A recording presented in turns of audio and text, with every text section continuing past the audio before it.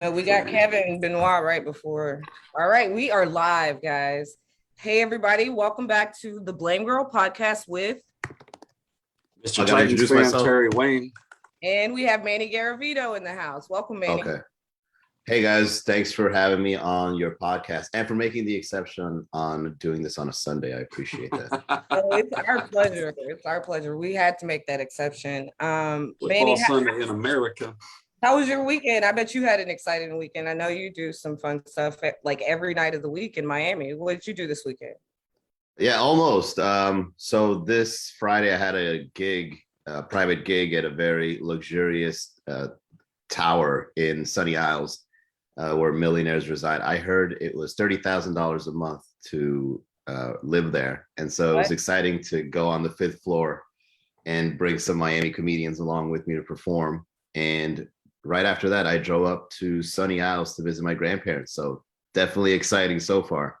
I think the thing that stood out for me, I watched your story and there was that really cool car, right? Cars. Yeah, there's lots of, so this tower has this particular parking garage. And there was that really cool car. Come on, Terry. Sorry, where you park on it. And then it shoots up into this garage in the sky. So it's like your luxury cars in this building has its own penthouse whenever you park it. Oh, that's crazy. Terry, how was your weekend? No, I want to talk about that. That reminds me, I was in Europe and I saw one of those, it's a parking garage, but they call it a car vending machine where you pull into a spot, but then it literally puts you on a shelf somewhere. Mm-hmm. Yeah. Anyway, sorry. Large open windows. Well, no, I mean, this is new for me too. So cool. I don't know how to describe it either. Amazing.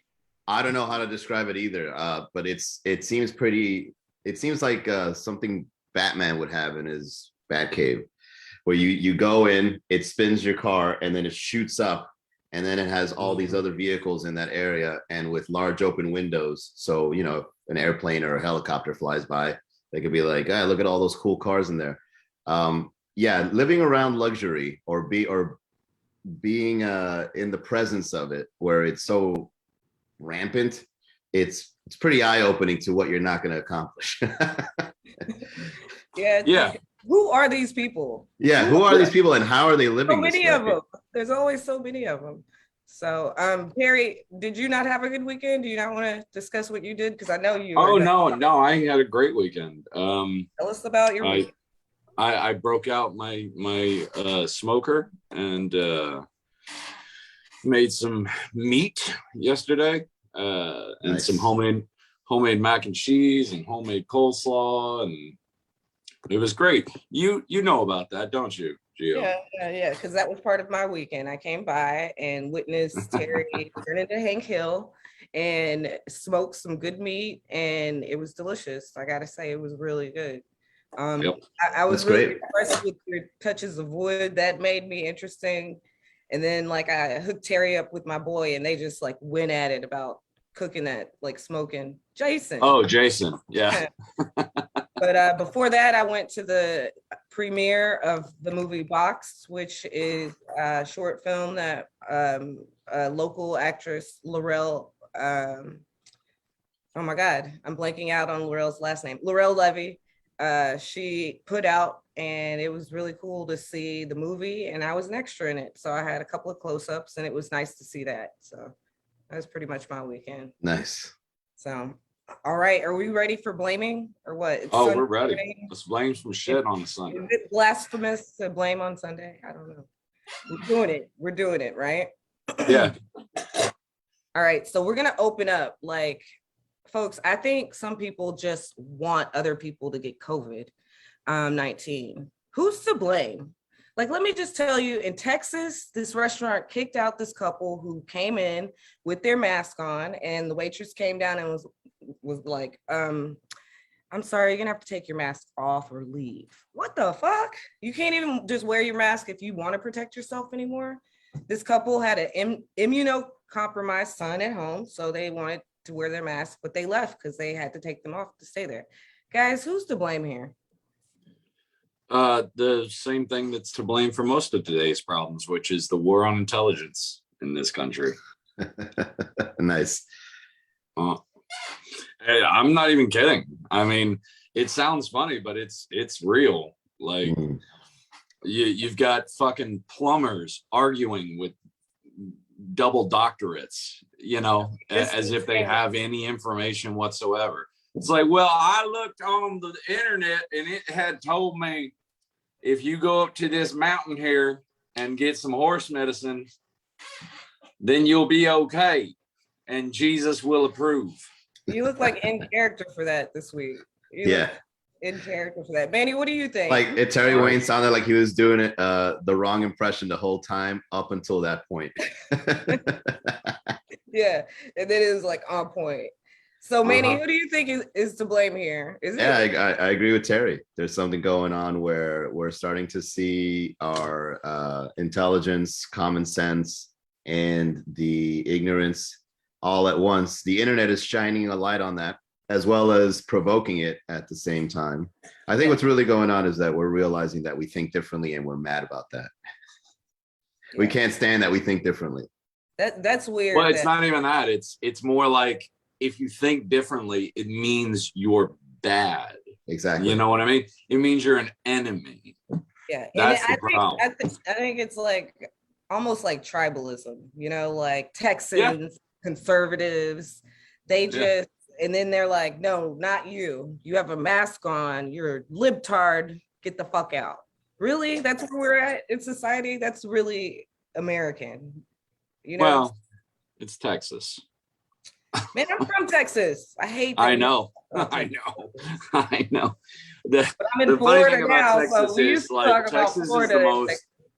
Texas is like the most backwoods, redneck, nothing state ever. But also it has like these little pockets of super leftist liberalism, like Austin, Terry, so it's this weird mixture of the two, like, because I've been to Texas many times. You're from Tennessee. That's more. It doesn't matter.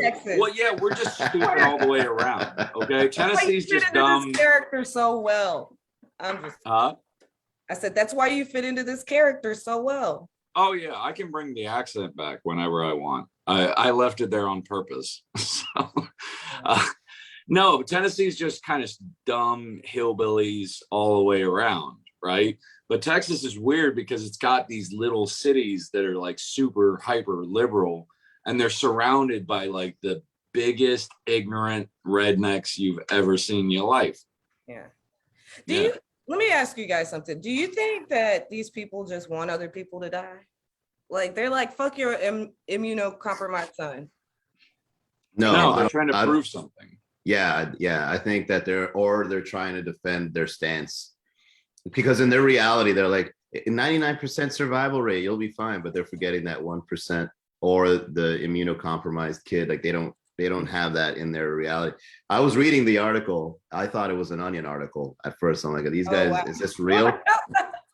Because I thought at the end of the article, there was going to be a plot twist where the couple robs the place because they had the masks on or something like that. But this is real. This actually happened.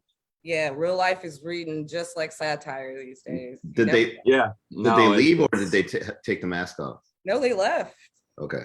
They left and they went and wrote bad reviews. That's all you can do. That's all you can do. Yeah. It went national, but that actually works. There's going to be a bunch of people in Texas that are like, I'm only eating there because they make you. Yeah. It'll be a tourist spot. Be like, let's go to the place. You know what it is? Take their mask off. It's the same shit that happened with Chick-fil-A when it came out that they were, financing anti-gay movements and whatnot. Some people said, I'm not eating Chick-fil-A. Other people said, I'm eating Chick-fil-A every fucking day. Yeah. And that's why the line. They bought stocks. Look, I admit, like I stopped eating Chick-fil-A and I like wrote about them. I made a great meme. And I like am a closeted Chick-fil-A eater now, 10 years later or however long it's been. I won't even lie. Like it's hard to just Chick-fil-A is okay. I don't get the fascination. They got good waffle fries. I'll give them that. But the chicken's okay. It's the experience getting the chicken. Have you seen how nice those people are? the happiest. training. You know, employees. actually, incredible. I do know of a hack too. If you go to Chick-fil-A and what is it? They say, "Oh, my pleasure." They all say that. It's Mhm. like the company motto. It's like, "My pleasure." Well, if you say "my pleasure" to them first, they have to give you 25% off your bill. Oh, I didn't Ooh, know okay. that. I'm gonna try Yeah. that. So if you walk in and you go, "Hi, welcome to Chick-fil-A. What can I take from you?" I'd be like, "My pleasure," and they'll be like, 25% off. And then they're gonna go like, you got me. Yeah, Yeah. that's what happened. I tried it out, and it does work. If Okay. you walk in, I walked in and I drove up. I drove up and I said, yeah, I'll take the spicy chicken deluxe. It'll be my pleasure. And she goes, But how do you do that when you're ordering on the app? Do you just type it in the notes? My pleasure, you know? God, you're not Gen Z. No matter how much you want to be, you're not. No, that's Stop how I with that. order Chick-fil-A. I put, No, you have to look at a human being in their face and communicate with I them don't know if you analog know this, but style. there's a pandemic going on. And not only is there a pandemic going on, we're being invaded by immigrants. Guys, did y'all hear about Yeah, this? Manny. Oh my God. I bet Manny was born here. That would be my guess. I'm invading the Zoom call. No, right. my parents, they're. I'm the first generation American in my timeline, my family. Yeah. Otherwise known as an anchor baby. No, yeah, you know what? I Get out of guess. character. Get out of character, Terry. Jeez. Okay, so it's too real. It's too believable. But so this week, guys, right after our last episode, I got news that there was like 13,000 Haitian refugees under a camp, under a bridge in Texas, and it was like a new migrant camp all of a sudden of Haitians, and over the like. Texas is trying to deal with this influx of refugees. Of course, it's fucking Texas. And these pictures come out of like these guys on horseback, and it looks like they're whipping people, right? And people freak out, and like Joe Biden has to do something about it. And like within a week and a half, like they've all gone different places, like back to Haiti, back to Mexico. They're keeping some of them. I just noticed there's a glaring difference in the way that they've handled immigrants this go around versus the last time. So who's to blame for that? Is it because it's like a different administration? Why are we treating the Haitian immigrants so different from the Central American immigrants? Me and Gio had a big fight about this this past week. Because those pictures came out and she said, that's terrible. And I said, that is terrible. And she's like, they're whipping people. And I'm like, well, that's not a whip, you know, because it's not, it wasn't a whip. It's part of a horse's harness, but then we got in a whole thing and blah, blah, blah. I think that the Haitians, trying to cross into the country, good for them, good for them. But on the other hand, it's against the rules. You got to go back, and then we got to fly them back, and blah blah blah. The main problem here is it was much more swift this time. The main problem here is there needs to be an easier access to legal immigration. There needs to be an easier way to do this. Let me just say this. Than to just claim asylum at the border and hope for the best. That isn't it's necessarily, we need a better way to handle refugees because we create them all over the world, and we didn't create these. It was an earthquake.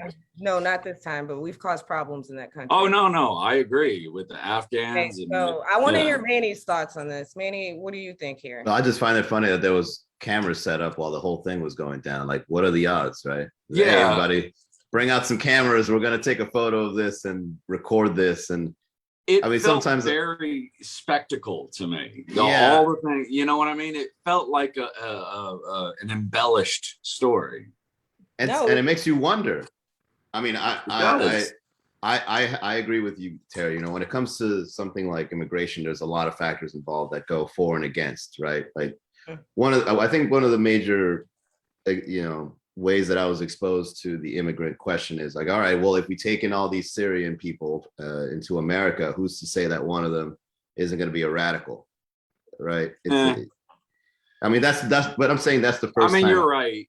I came across it. I would be more worried of like cultural changes, you know, Sharia law. Well, no, I mean, it'll extrapolate women. towards that. It'll extrapolate towards that. Yeah, cultural changes. Yeah. America needs to have a balance, right? Can't be. Don't want America to lose its whiteness. No. America will eventually lose its whiteness. Melting pot. But here's the thing: you can't have somebody coming in with idealisms of like, I'm going to oppress women and minorities don't mean anything and this and that. Get you off. Let's just get to the point. Y'all don't think there was a difference in treatment because of race? No, because of race, because of nationalism. Get the fuck out of my country. Yeah, well, that includes race, but nationalism is the bigger picture. Thank you, Manny. Yeah. Thank you, Manny. And then that was the other thing. Terry tried to. No, what were you saying, man? Nationalism that includes race, but what? No, nationalism, like you say, the identity of our nation is at stake when you talk about immigration. Nationalism is the bigger picture, but within nationalism is also race. Like, we don't want too many Asian people in America because then it becomes just an expansion of China or whatever. But I mean, I think it's weird. Country, in that order. I think it's weird. I think immigration is one of those weird topics that we have to figure it out. But why don't we do this? If America is known to be such a capitalist country, like anybody that wants to immigrate here, like they provide like a business plan. You know what I mean? Or they got to go on Shark Tank. They got to go on Shark Tank and they got to present a business plan. All right, you can cross the border. Based on what I'm seeing, I'm going to have to say no. No, because we all know immigrants can start up a business. What are you talking about? That's actually, I love immigrants. Every immigrant, I've had hundreds of employees throughout my life. And every immigrant I've ever met has always been the hardest fucking working one out of any of them. You know what I mean? Because they got like this energy. They're like, I'm gonna fucking do it. You know what I mean? All right. So I just want to put this in there, and that's that the Biden administration kind of blames the swift treatment of the Haitians on COVID-19. So they're like, we can't have these people. It's a pandemic, and I'm like, okay. We had camps at the border for a while from the Central American caravans that were coming up, but the Haitians, they gotta go. That's all. That's kind of what I see, and I definitely think race is involved. But anyway, you guys, always think race is involved, and that is why I'm glad weed is becoming more legal, because I would just want to strangle Terry if it wasn't for weed right now. Let me just say this. I made you dinner. I don't care. You still make me mad. I don't care that you cook good, you know? All right, I'm Amazon. Not a nationalist. I don't care. Just so everyone knows, you want everybody to eat your freaking Memphis style fucking sandwiches with the coleslaw on it. I want my coleslaw on the side, you know? No, coleslaw goes on top of the pulled pork and then a drizzle of barbecue sauce on a French roll, and then you're good. I think I like the meat and the coleslaw, and that's and like just anyway. Sorry, man. It sounds like Terry's bringing barbecueism. Just so everyone knows my hardcore view on race, nationalism, sexism, all of it. We're all just pieces of meat that haven't rotted yet.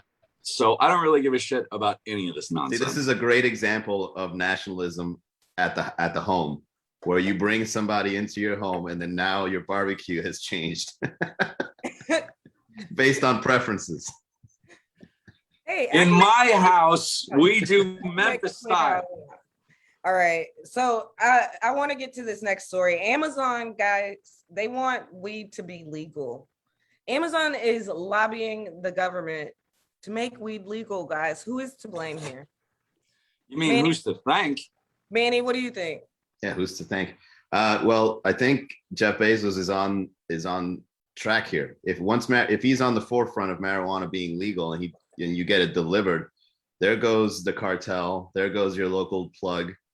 Amazon is going to win, right? Yeah. And I think by the time, you know, and Amazon being so rich, yeah, and Amazon being so rich, so wealthy, you're going to be getting primo stuff or the cheapo stuff, whichever you prefer, whichever your budget, right? But if you get the good stuff, I think you're going to end up laughing like Jeff Bezos. You know, there you go. It's going to kill the mom and pops. You know, it's going to kill the marijuana mom and pops that have all popped up across the nation. It doesn't matter. We're all dead. It's at least get something delivered to your door. Yeah, exactly. Let's just make it easy. Let's just all work. They do Amazon, deliver, and then buy Amazon shit forever, and that's how this circle will go. They do deliver, just so y'all know. But like with Amazon, it's like Walmart. Like you can get everything in one spot. One app. You know, you don't have to look. Yeah, I was gonna say I've had weed delivered now. Yeah, okay. They got Uber Eats for fucking weed at this point. I don't know if it's entirely the capitalism on the part of Amazon though here. What they're saying is they have a high turnover rate in their warehouses, and they think that would alleviate that. Shouldn't they just like get rid of the policy to like fire them for maybe they should just treat their employees better, and then maybe they would stay around, you know, longer. Well, they're going to be replaced by robots for sure. Jeff Bezos, even though he's not CEO and he's not running Amazon anymore, but he made enough money in 2020, right? That 1 year, he made so much money that he could give every single one of his employees from top to bottom a $35,000 bonus and still be 10 million in the black. Wow. That's pretty fucking crazy. Like there's success, and then there's a James Bond villain. Yeah, and it's like why don't you treat your employees better? Yeah, why don't you just treat your employees better? Stop trying to go to fucking Mars and treat your employees better. How hard is this, Walton family? How hard is this, Jeff Bezos? Just give it back to them. Where do you think they're going to spend it? Target? Yeah, some of it, but a lot of it's going back to Amazon. Well, they just treat your employees better. You'll make more money. Thank you, Terry, for the monologue. For the rant. Do you work at Amazon, Terry? I know, right? No, but I've fucked people that work at Amazon, and they've told me what. And they need help. They're like, maybe if they're like, it sucks. They can put up with. Did you leave a tip on the dresser drawer when you left, Terry? Oh, I left a tip, but not on the dresser. Right. They so the specific acts Amazon announced support for were the Marijuana Opportunity Reinvestment and Expungement Act of 2021. And they're also endorsing the recently introduced Cannabis Administration and Opportunity Act. Both bills aim to remove cannabis from the federal list of Schedule I drugs. So, I mean, yeah, that's going to happen for sure. Yeah, it's already on the works. A company like Amazon being in support of these bills is really, really huge. I'm sure it doesn't matter. All drugs should be legal. All right. They do. Okay. They do supply like a lot of money to our economy, even though they probably don't pay much. Psychedelics will ruin this country, though, Terry. I'll tell you that. No, they won't, because not everybody will do them. It doesn't matter. Your existence. The main thing you should be in charge of is your own meat, you know, like this is my meat, leave me alone. Yeah, but if like 1% of the people, and I'm talking about the good psychedelics in moderation, right? But if 1% of the people have profound insights, it's over. They're going to influence the other 99%. You're done. There's no way you're going to wake up 1%. They're going to open their mind to some things. Yeah, totally. No, psychedelics can be a dangerous thing for an institution. Not saying a bad thing for humanity, but for organizations, for the establishment. Exactly, it'll ruin it for sure. So no microdosing for Manny. Hey man, Miami comedy and the things that I've done for some time now. What were you saying, Manny? The things that I've done, like the business model and the things I do in Miami comedy, I would say experimentation with psychedelics allowed me to figure it out. Yeah. Why do I have to wait for somebody to say that I'm funny? Let me just do it by myself. Oh, wow. Now I'm making money. This is crazy. I think I might be long overdue for a little bit. No, I'm just kidding. Well, this podcast is a great step, Giovanni. I mean, I love stuff like this. This is how you get your name out there. Thank you. So guys, Terry, have you heard that you might be able to purchase weed with the debit card soon? Yeah, again, this is just another step in the process. First it's medical, then 2 years later it's recreational, but it's got to go federal. If it doesn't go federal, it's the same thing. I can go to a dispensary legally in front of a cop and buy weed, but I got to do it with cash, because if I do it with a debit card, oh, that's a big problem because it's still federally legal. It's fucking stupid, man.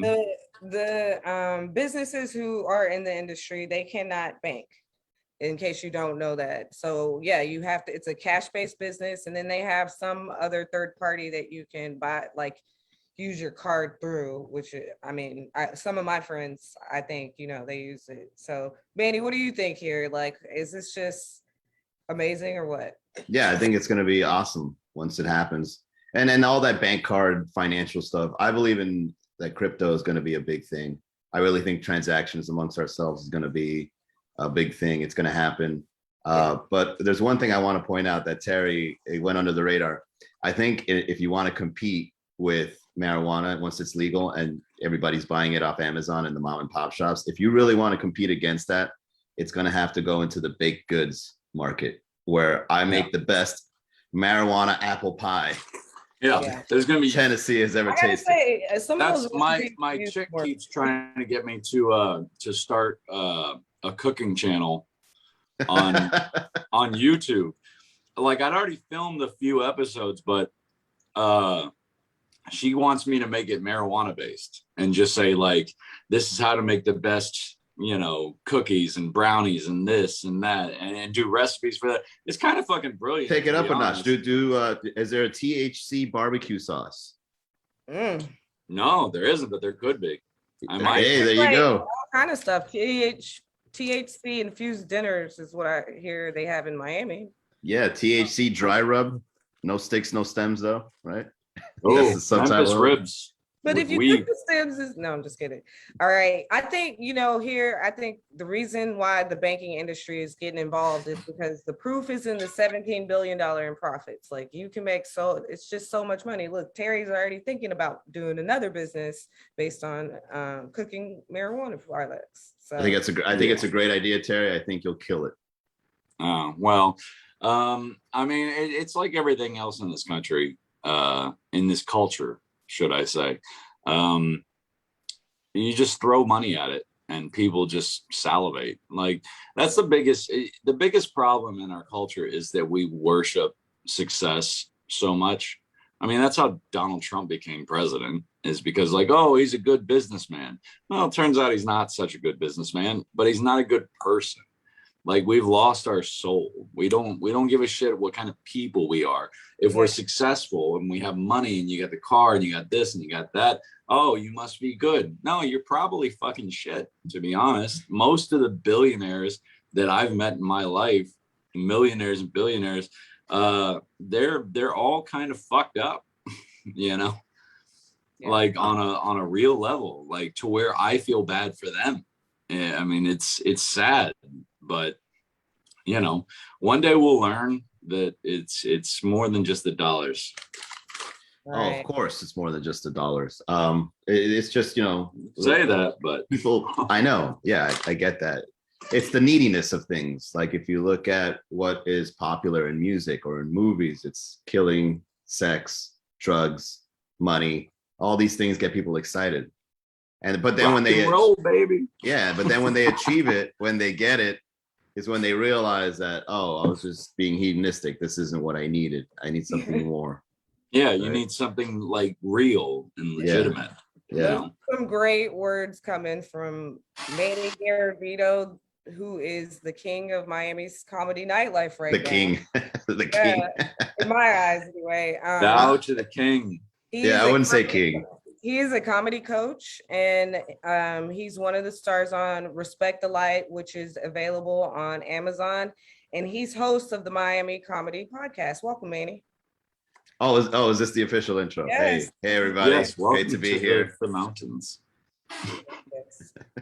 So, you don't like me calling you King? I'm sorry. No, King is a bit too much. I know. I even don't though, like call me Queen. I don't like- even though I could be arrogant, I could be arrogant. I could fuck around when someone like shows up from out of town and they want some stage time. It's like, you know who you're talking to? No, You know who I am? I just call you the King because you have productions almost, if not every night in Miami, and that's amazing. So, like, you're dominating the productions in Miami. So that's It wasn't always easy. I knew Terry when I was a starving artist, and I would drive up north to get some stage time. That's true. I booked you several times, did I not? Yeah. There was I knew you when you weren't shit. Yeah, there was a phase where I would drive up to Terry's side of Florida to get 5 minutes at 11:30 at night, and then drive 2 hours back. But I've always known that South Florida, especially Miami, was capable of a good comedy scene. I've seen it. I mean, I've seen the underbelly of it, both up north here and in different areas. And we're good. Like and we're pretty organized in comparison to other scenes, because I've explored, different cities, and I'm like, yeah, South Florida ain't so bad. We're actually pretty good. We are in total agreement. I've always thought that Florida was so underrated. Yeah. Went to New York, went to LA. It's a mess. It's a mess, but they get the notoriety. That's the thing. And they get all the flack. It's too big to fail. And right now, Austin's getting all the notoriety, and I went to Austin recently, and I just feel like I like it better in Florida personally. Austin's just become a little LA, and it's hard, like a long list. There's a bunch of mics, but it's hard to get stage time if you're a nobody like me. So. I like it better. I wouldn't say you're not a no. Come on. In Austin, I am. I mean, here I built, a little, like, people know that I work hard and I'm out here and I'm doing my thing, but they don't know that about me in Austin. I just show up and they're like, oh, okay, you can go 15th or 40th or, so it's hard to get up in Austin. Go to New York, do a 1 minute set. No, go to New York and pay $14 to perform in front of 5 comedians. Yeah, or you get a 1 minute set and they're like, all right, go. Look, bitch, I will do it. I'm a comedian. I'll do it. But okay, so let's talk about you, Manny. Like, how long have you been doing comedy? 12 years. 12 years? Doing comedy 12 years, yeah. And to add to the King title, I think what really is it's innovation. Because I innovated a business model, and I'm seeing a lot of people, not saying that I started it, but a lot of comedians are getting savvy on realizing that they can make a name for themselves, because our sense of humor is so different. But to wait for someone from American Idol to say we're good enough is kind of dumb, because like if a show like that Terry was talking about, where he goes in front of a camera and cooks THC recipes and it's funny, I don't gotta wait. Like, he doesn't have to wait for somebody to say you can do that. You can do it now, right? And so if you could produce a show, if you could get a partnership with a venue, do a show, and people show up, you're doing what you love, and you're providing stage time for the people that are in the same path, right? So this is, people comedians, performers, entertainers are now beginning to realize, the fame definition is not necessarily fame. It's just being known for what I do and making a lifestyle out of it. So now we all have the power to do that. And the people that we admire not even now, the power, I would say the responsibility. Great. Yeah.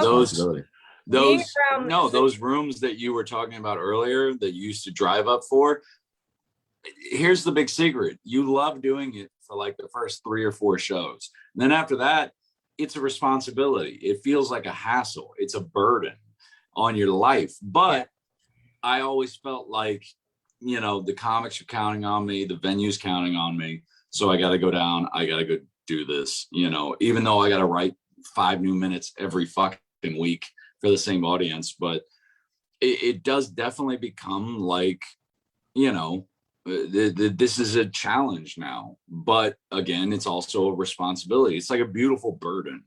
Let me get in here. Manny, do you think that you've seen a big change from the way comedy was to the way it is now because of technology. Like Oh yeah. there's different types of content that's coming out now. Like just within the last 12 years, what do you think you've seen change? You're saying as a whole or just in South Florida? Just both As a whole.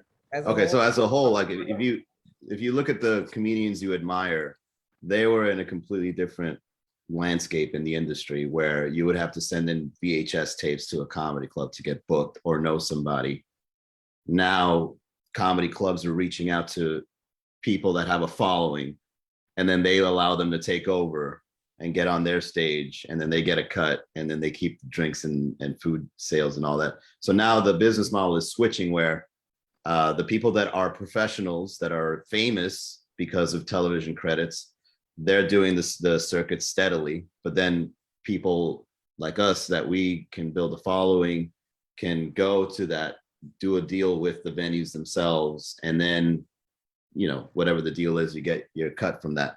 But apart from that, I think the in the local sense, we're realizing that our comedy scenes become little identities of what we're capable of. So like if you look at this podcast, or if you look at in Orlando, they've got a podcast there. I forget the name of it, but Kermit does it, and it's really good. And if you look at Sadman Productions and Miami Comedy, and you look at, so all these things come together and it forms a comedy scene identity. And so some comedy scenes are more advanced than others. And this is now we're looking into like what areas are more business savvy to be comedians than others. Cause I've been some places where it's like this comedy scene still feels like it's in the 80s.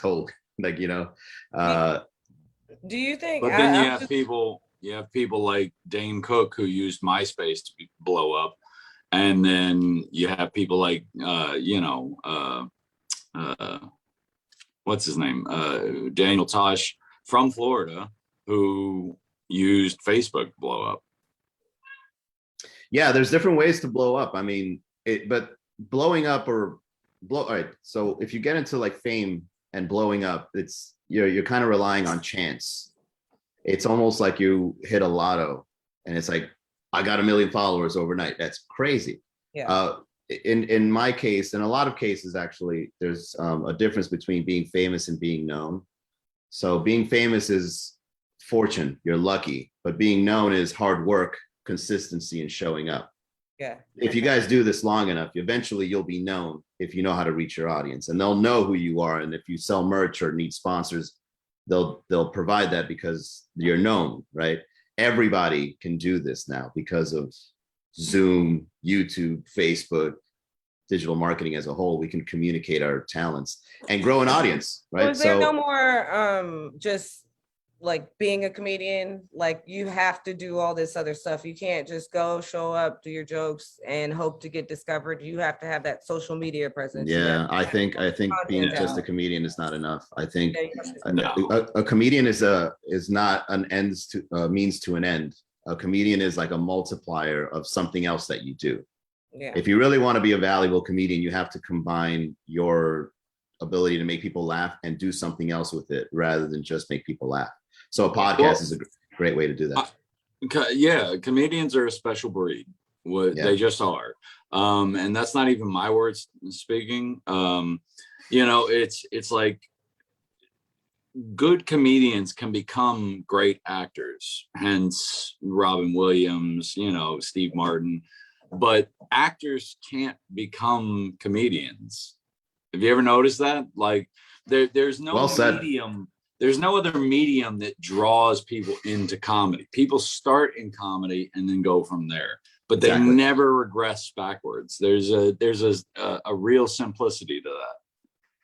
Well said. Yeah, being a comedian is definitely a calling that not a lot of people pursue or stick around to it because it's so hard and it's so many variables involved that eventually you'll get either frustrated or you're in too deep, And when you're in too deep, have to have a toughness too.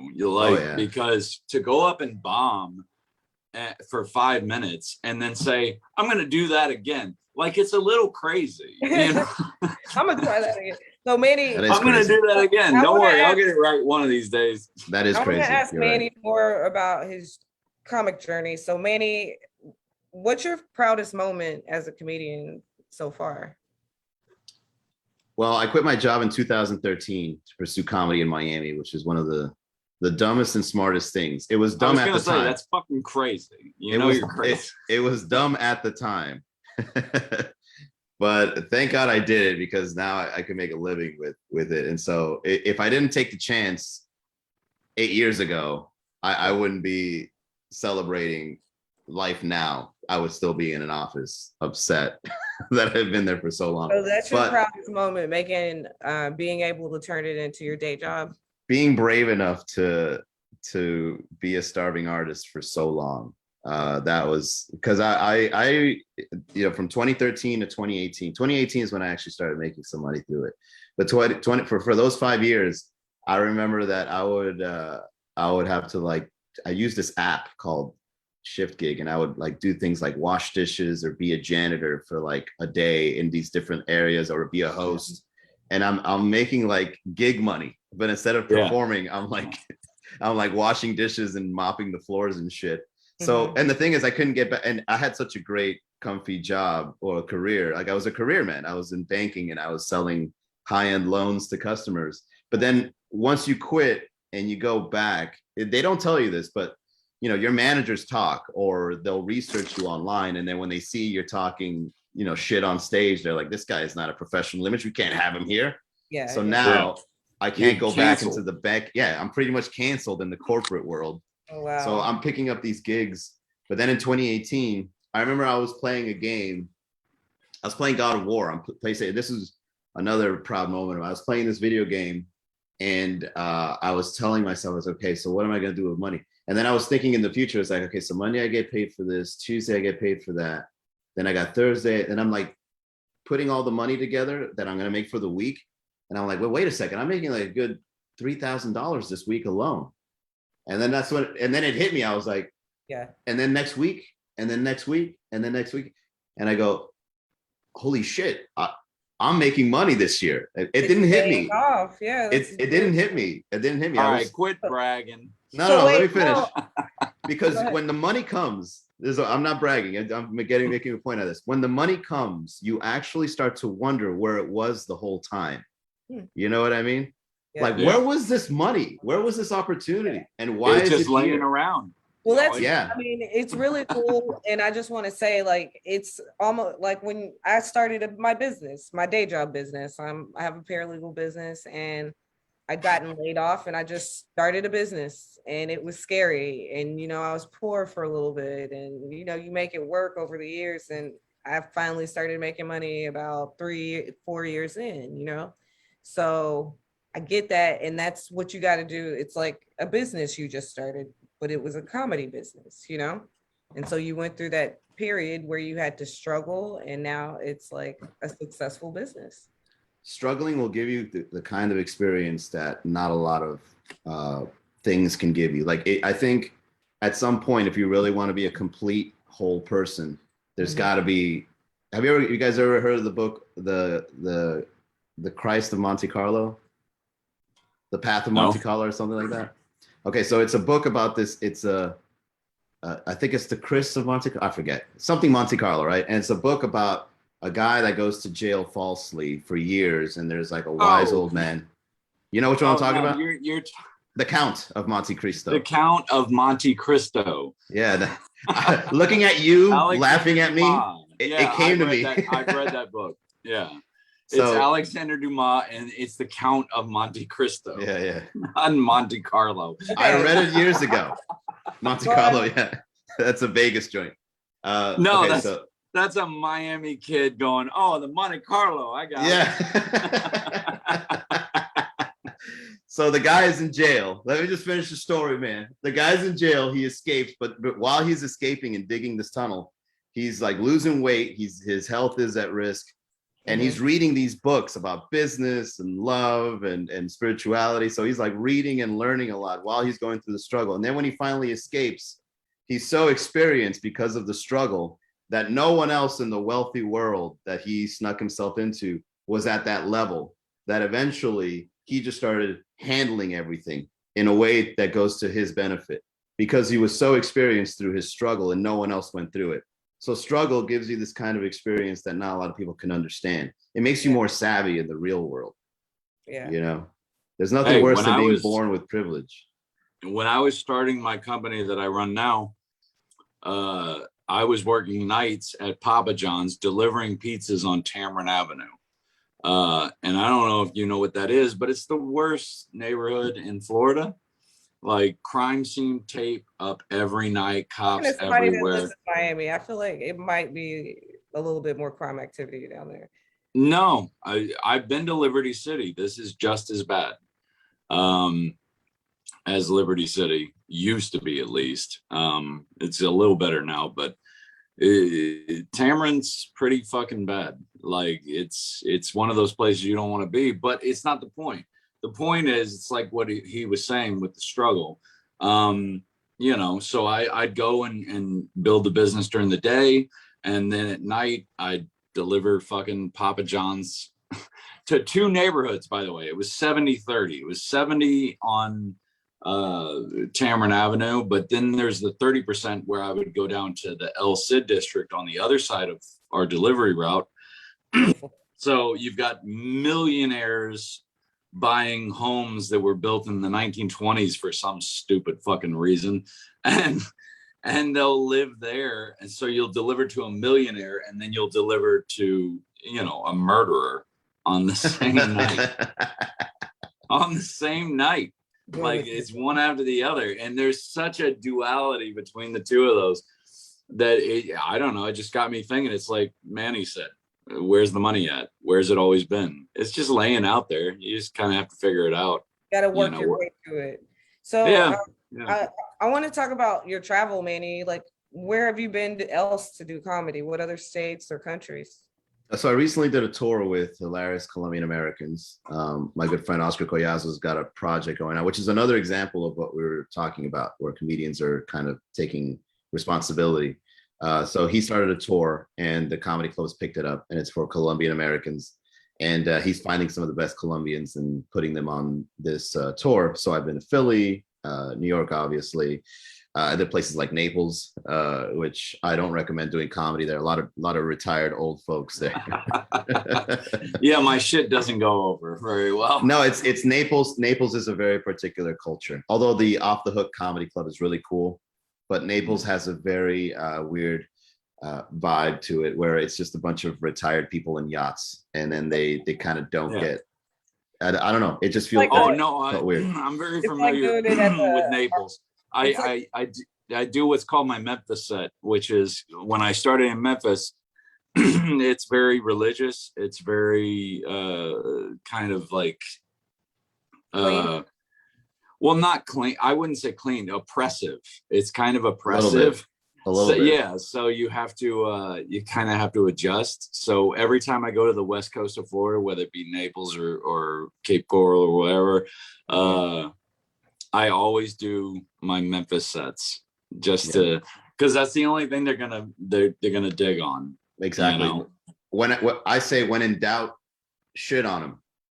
Just challenge them, because don't then because they think that. He will do that. Stop. No, but I mean, like, do it in a playful way. You got to challenge. I've done it. Right. You got when be I like, went to the second time I went to LA to do comedy.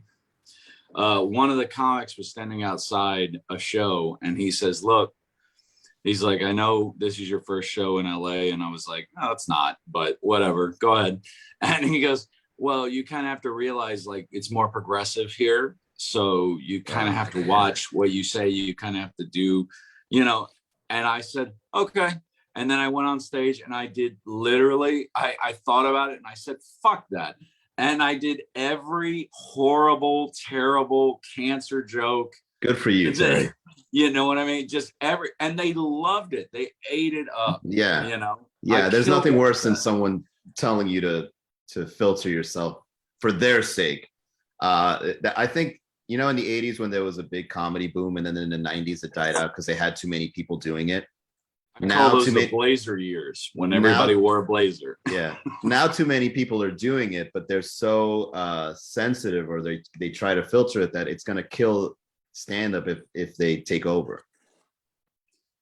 Well, look, either they're gonna kill it or you're gonna kill them. That's it. You know what I mean? Like it's kind of a cultural war where it's like, okay, well, I'm gonna say what I want.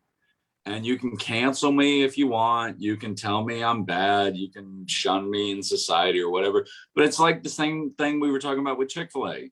There's going to be an audience for that. You know what I mean? If you want to hate gay people, guess what? There's people that will buy your chicken to help you hate gay people.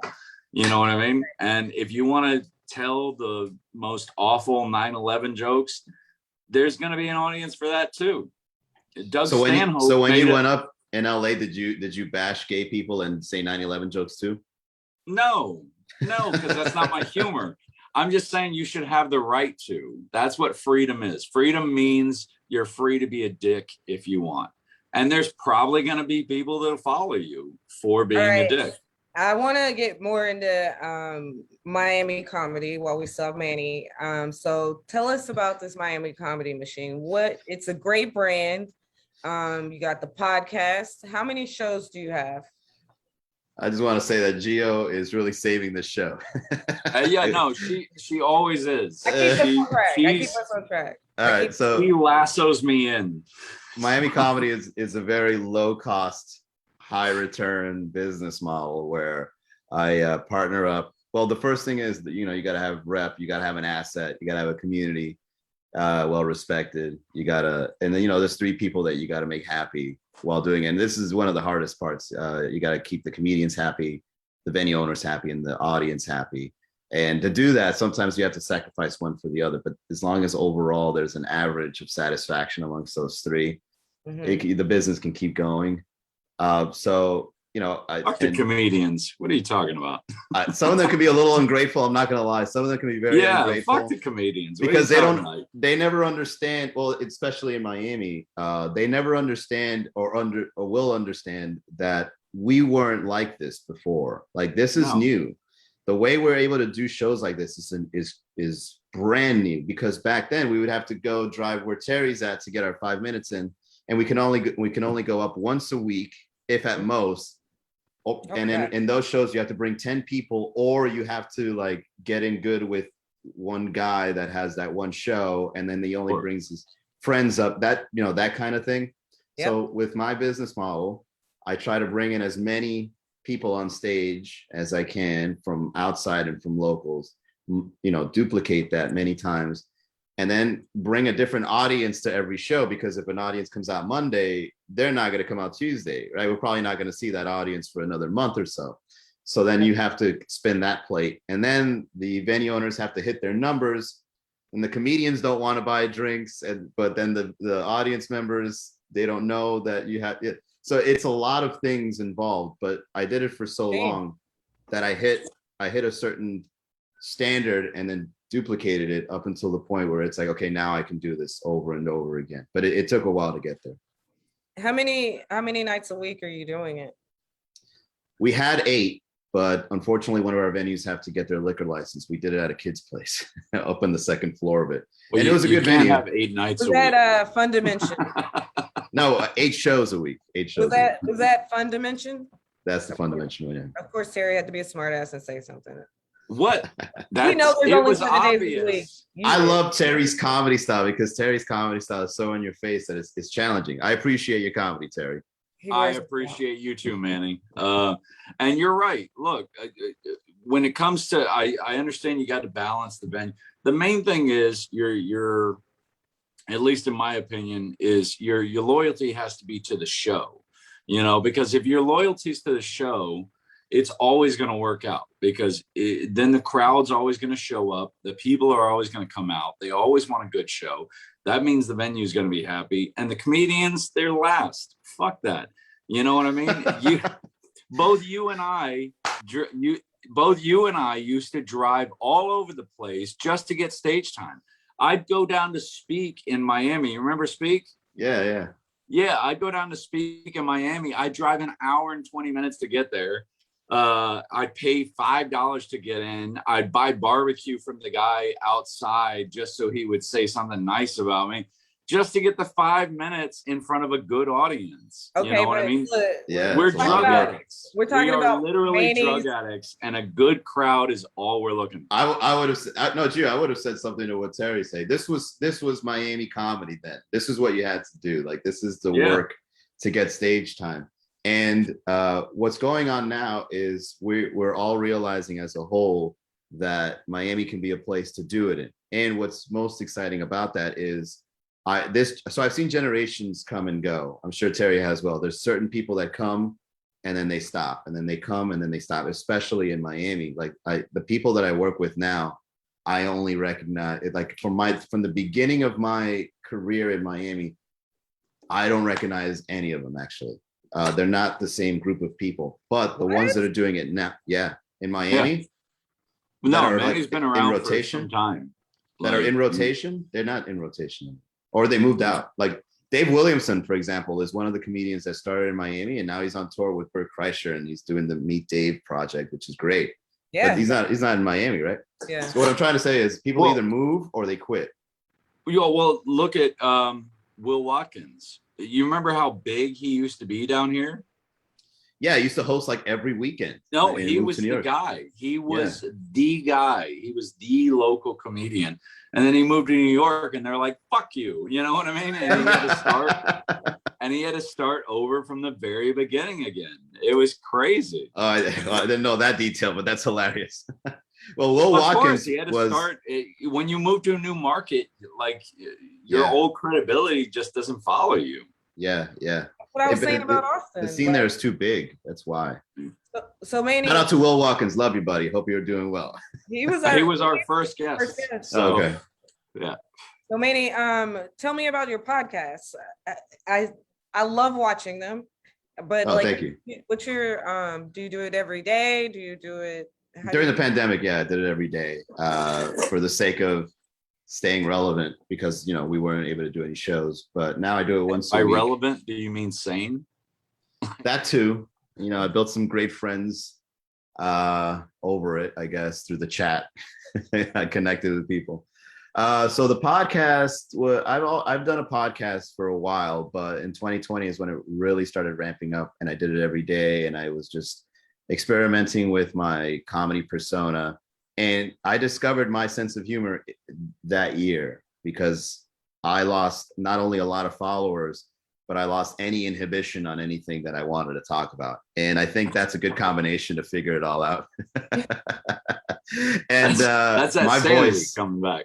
My voice really changed because of it. And I've realized, and not to go too deep in the rabbit hole here, but this is the future of comedy. It's the on stage thing is great. It feels great to make people laugh. It feels great to get the immediate feedback, but it's really an ego stroke, and it's not necessarily a moneymaker unless you're on a big tour. So if we find a way, because we're all figuring out right now, because in 2020, all comedians realized my comedy career is dependent too much on stage and on other people. And that's why I think things like virtual shows, podcasting, meme writing, Twitter writing, sketch writing, this is the boom of the next level of comedians, where how do I make people laugh virtually? Because it's convenient. You have direct access to them. You can sell anything you want, not just tickets.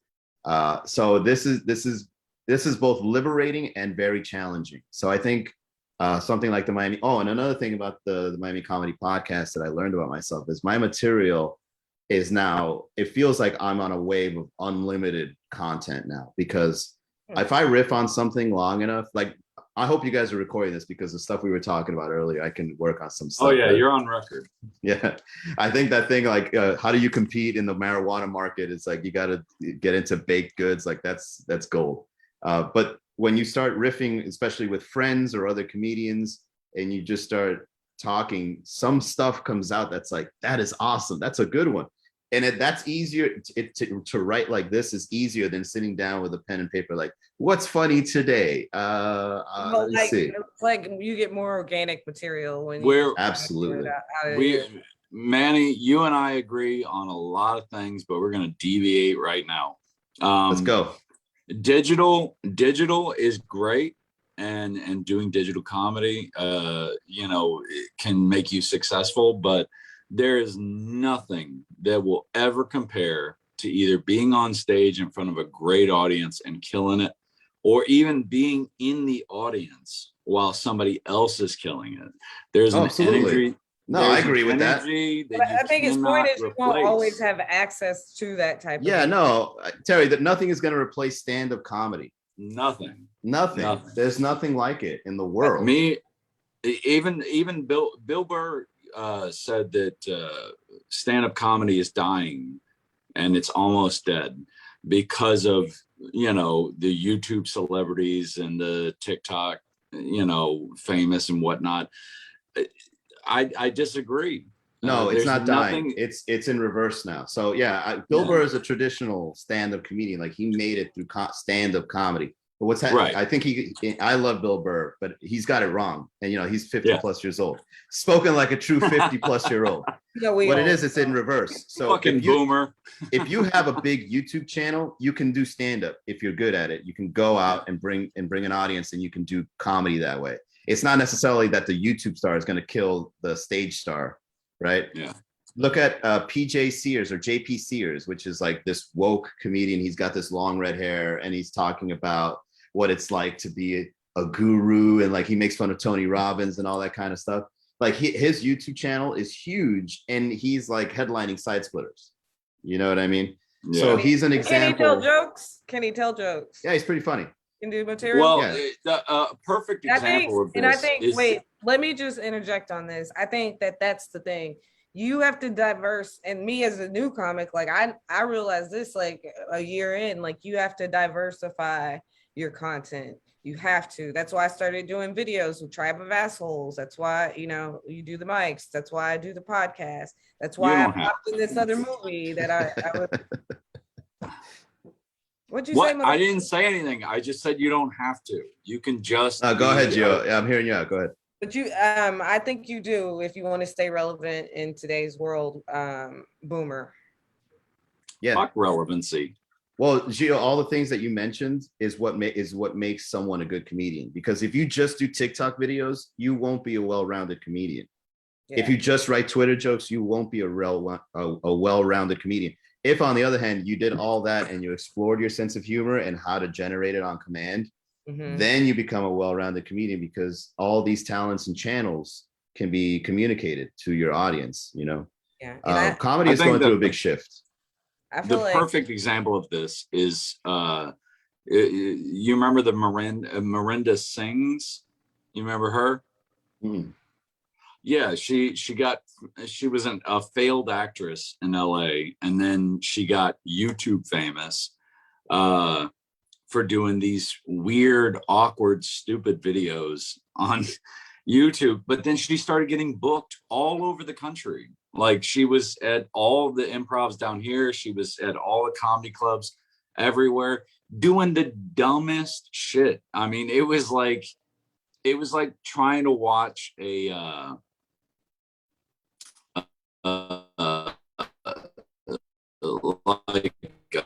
children's. Is that just me, or you know what I mean? It was like watching Manny the dinosaur. Go ahead, Terry. You were breaking up. Say your internet was breaking up. Say the last 30 seconds again. Oh, well, it was like watching adults watch an adult version of Barney the dinosaur. Like, it was absolutely cringy. Ridiculous. So there's something coming up in the comedy world, which is kind of weird, but people are liking it. They like cringy comedy. You familiar with the word cringy? But it's not cringy. It's not cringy like this guy saying racist jokes. It's cringy like this person is so quirky. Kind of comedy. Fuck that. That Zoe Deschanel bullshit where it's like, oh, I'm weird and blah blah blah. So like me. No, fuck that. Have a personality. You know, Terry, I mean, guys, you're aging. This is something that's no longer in your world. This is what teenagers like. Excuse me, guys. I want to talk to Manny before we move on about the documentary, Respect the Light. So yes, ma'am. Tell us about the documentary. I've checked out some episodes. I really enjoyed it, but I'm a comedian. Like, have you gotten a lot of good feedback about it? Yeah, I mean, I always tell people to leave a review because it's a very well made documentary that kind of flew under the radar. It's probably one of the most original, unique documentaries when it comes to stand up because not only is it not leaning towards how to be funny or who's funny, it's leaning towards like what we're building and the struggles of it, and it was filmed beautifully. Like it looks awesome. Like these people did such a fantastic job. No, And they were walking around with a DSLR camera. So I thought this was going to be like a YouTube or Vimeo documentary. It turns out this is like some high end. But the thing that they captured was a comedy scene that a lot of people said wasn't going to work because of the city itself. And so it was filmed in 2018. So you get to see a part of my career where I actually didn't know what was happening, but it was happening. They came. It was a godsend because when they showed up and documented it was when I realized that the money was starting to come in. So you guys get to see that glimpse of Miami comedy really becoming what it is now, where it's ongoing shows and audience members. Nice. Well, it's amazing to be a part of the scene and like witness it. And because I came right like 2018 is when I came on the scene. And I saw the documentary, and just like to have you on the podcast now is pretty amazing in my opinion. I don't think they had enough drug addicts in there. I agree. I think more drugs needed to be involved for sure. Most comedy scenes are filled with either recovering drug addicts or actively using drug addicts. Don't they? All right, guys, I think it's time to play the blame game. We're already over time. So Manny, and I bring this up because I watched one of your podcasts on this. The Zodiac shaming is real. And it should be. It's comedians. Fucking nonsense. It's a hard time about being into the Zodiac. Who's to blame? All right, well, first of all, I'm glad. When I read Zodiac shaming, I'm like, did Terry write the word shaming or was it Gio? It's always Gio. So she does the work here. Gio, you do you believe in it?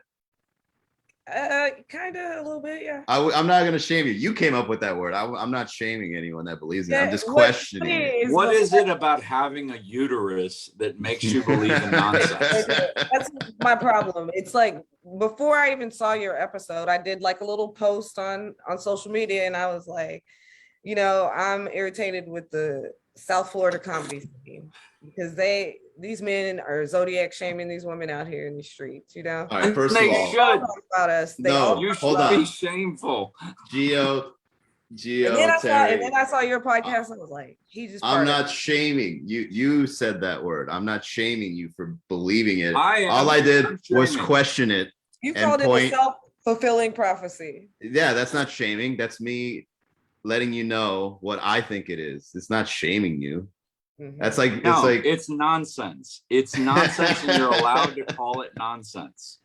If anyone says it's shaming, it's definitely going to be Terry. Because listen, I'm a Gemini, and when I read openly, let him listen. When I read about Geminis, it makes sense. Like I was like, yeah, I'm all that.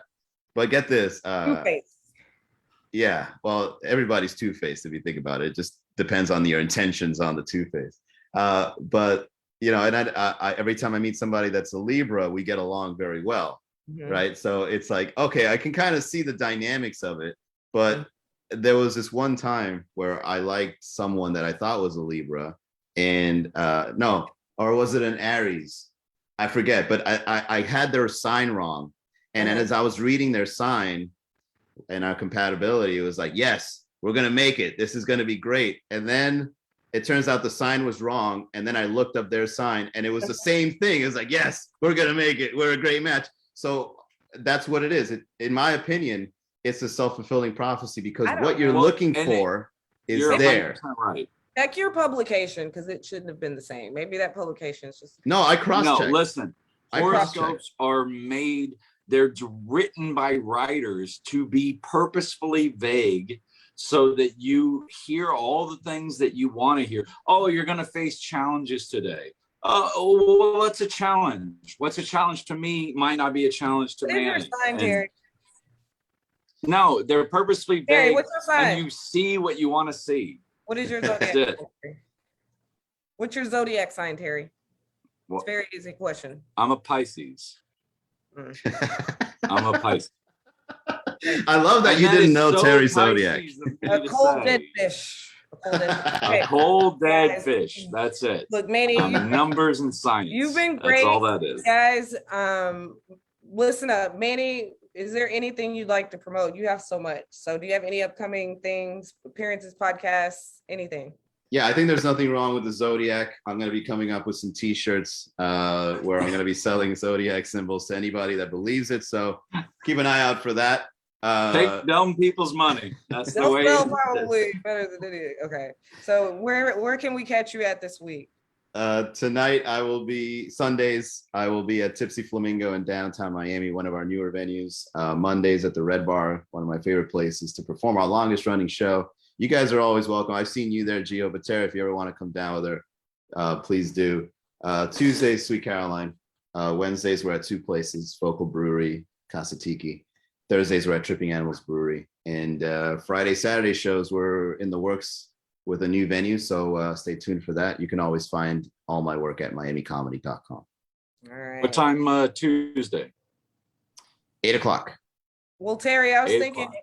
look, if we go to, because we don't have a show tomorrow, so we were talking about going to Spanx the Hog for the open mic. So maybe we could pop on down to Miami after. They have the open mic at Red Bar after. We'll talk about it. Well, Red Bar can be a bit rough. I recommend doing the Tuesday one. So do Spanx I've the done Hog Red Monday. Bar. It's fine. Tuesday is. I haven't seen you at Red Bar in years. Then when did you? No, go there? it's been years, but yeah, it was in the beginning when you first started it. Yeah. I'll tell you what. Why don't you guys make it a formal event rather than just pop in? Reach out to our new host Kevin Benoit. You did a podcast with him. Reach out to him. Get a good spot, and then we're going to give you some prime time instead of just squeezing you in. So yeah, just reach out to him. Look at this. The man's nothing but class. That's why he's the king. There you Guys, go. we're doing something a little different this week. Normally, Terry Wayne does words for white people, which is probably because of this. I shouldn't be white splaining to white people, right? But I asked Terry to let me white splain to white people this week because of our fight last week. It just drove first me time, crazy. first time ever. It is. Go for it. The floor is yours. Inspired by our fight. So yeah, me and Terry, we spoke about Haiti, and white people, you just need to be a little bit more, just listen sometimes to your Black friends instead of trying to explain to them that they don't know what a whip is, or explain to them what nationalism is, like they don't know. This is what I call, and this is what a lot of libtards, I guess, call gaslighting and white microaggressions, and it's infuriating. I had to hang up with Terry and really question our friendship, and he's not my first white friend this has happened with, like, so I just want y'all to be a little bit more aware, like, if regardless of what's going on, if it's a whip or not, the way those people were being treated was inappropriate. And just, if you can't say, like, agree to that, maybe just shut the fuck up and don't say anything at all. I just find. Wait, first of all, Gio. No, so you're right. I should have just shut the Wait, fuck up. I am not done. I'm not done. All right. So, like, it's interesting to me because I think about these same white people and they'll be like, oh, it's slavery if I have to wear a mask, or, they'll call almost anything slavery, but you can't even see how that looks like slavery. And that's just baffling to me. You cannot empathize with like Black trauma, and y'all gotta, if you can't do it, just like close your mouth. And like, if you can't do it, like, just the whole argument around this makes me feel like this is why we need critical race theory. So maybe that white people can be more empathetic to Black trauma. And that's all I got to say. Go ahead, guys. Well, the thing, I thought about this all week, again, after our argument. And you know what it is? Do you know what it upset me the most about was I felt like the pictures and the narrative that they were selling me felt like it was gaslighting me. You know what I mean? It felt like it was trying to, it was instead of news being a documentation of what happened, it felt like they were really pushing a narrative on me. And that's what kind of made me defensive. I was like, why are you, like, it's objectively horrifying, right? Why can't you stop there? It's a horrifying Why can't you situation. stop there? Why do you have to? Why are you overselling it? You know what I mean? Like, because wow. you're starting to make me feel stupid. Like, Manny, I feel dumb. Okay, Manny, what were you gonna say about This it? is a great. No, I this feel is like great. they're treating me like I'm an idiot. This is what's needed. Treating me like I'm an idiot, and I have to be spoon-fed this idea of what's bad. That's why I sent you the picture of the guy's face. It's not the horses, it's not the whipping, or whatever it was that bothered me the most. It was the look on the guy's face. He was biting his lip, and he was like, it was the hatred in his face. That's what upset me the most. And I think that kind of got lost in this narrative of like, oh, it looks like slavery kind of thing. Or that's not a whip, huh? Okay, Manny, what did you? Or it wasn't a whip. Stop, Terry. Wait, give Manny the floor, please. All right. Well, I just want to say that was even more shocking was to realize that horses were racist too. I didn't know animals could be racist. No, but they were trying to step on those Asians. They were. What you guys are doing is very healthy, by the way, because you guys are coming from a point that's honest to you, and then now butting heads on something like this, but doing it in a way where it can happen rather than just shutting it off is good. So again, immigration and what we witnessed in those videos and the conversation that's been ongoing for a long time, stuff like this is what makes it better, because what Terry is saying is truthful, and what you're saying is truthful. Like, that's how Terry feels about it, and and you guys make valid points. So how can two people be right and wrong at the same time? And that's why we're stuck. And that's why we're stuck in this conversation, because there's different ways to see something, and sometimes the other way to see it is right too, and wrong. And the way I see it is right, and it's wrong. So it's just one of those things where there's no mutual understanding. I think we all have these lenses that are built that build our worldview, like how we grow up, where we grow up, all this and that. And I think that a lot of America, and I've said this before, that for white people, I think they identify more with the racists, and they have a tendency to defend when it's in their face. They have a tendency to explain it away. And but that's your bias. To me, that's your bias. That's gaslighting. You're trying to make Black people feel like they're crazy. No. When they say racism, you're like, it's not a whip. Fuck you, it's a lariat, and it looks like he's whipping it at those people. And when you watch the video, I don't know. But it looks really bad. And regardless of the whip situation, like I said, they swiftly got them out of there. So it's just a very different situation. And yeah, it was a hard argument, and I don't know. I really don't. It's a difficult situation. All right. When this country first started, all you needed to do to immigrate here was just register. That's it. All you had to do was write your name and make your mark, and then away you go. But now, when you're on top of the hill and you're the place that everybody wants to come to, you have to regulate it somehow. Yeah. I think there should be an easier access to legal immigration. I think that this whole country is filled with nothing but immigrants because we stole this country from the Indians. I'm sorry, Native Americans, my bad. I think we stole this country from them, and we made it the best that we possibly could, and now everybody wants to get in. It's a nightclub. Well, you touched on something very interesting. Maybe it's because we know what it's like to steal a country, that when immigration starts like creeping around the corner, we're like, we know this. We know what you're doing. Well, there's it's only 13,000 now, but there's an old Southern saying that says, nobody worries about being stolen from like a thief. All right. Because they know that thieves exist. They know that shit gets stolen. I think and that's Gio, why this actually they're works so in your worried favor. about it. we stole the country. We're so worried about somebody stealing it from us. Well, Here's Gio, what what he's saying works in your argument. It's that white Yeah. gaslighting, because what he's admitting is yeah. white people are starting to realize that their nationalism is going to be stolen by too much Yeah. immigration. I was just about That's to say that. It's absolutely that correct. fear of There you go. Common fear of ground. losing the whiteness of the nation. So anyway, No, that's all right. next thing you know, we're storming the Capitol. All right, guys. This was a great podcast. Like, we went long again this week. We went long with Corey last week. We went long because Manny is a very smart I'll only guy allow it with Thank you, certain. with Terry. good opinions. Yeah. All right. Appreciate Terry, it, Terry. Thank Are you. you anywhere this You're week? welcome. You want people to come out and watch you? Do you have any shows?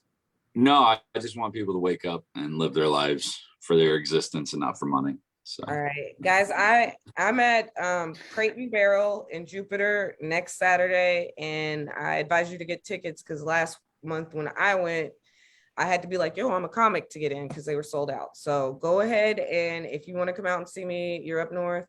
Crate and Barrel in Abacoa in Jupiter. It's at 10 p.m. on this coming Saturday. So and make sure to come out to all the Wizard of Oz comedy tour shows.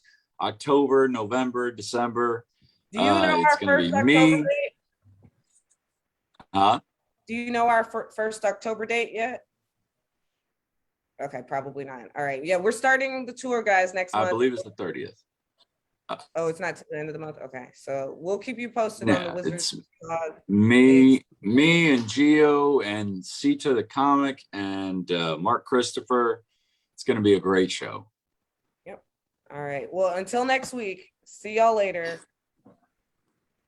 Bye, guys. Thanks for this.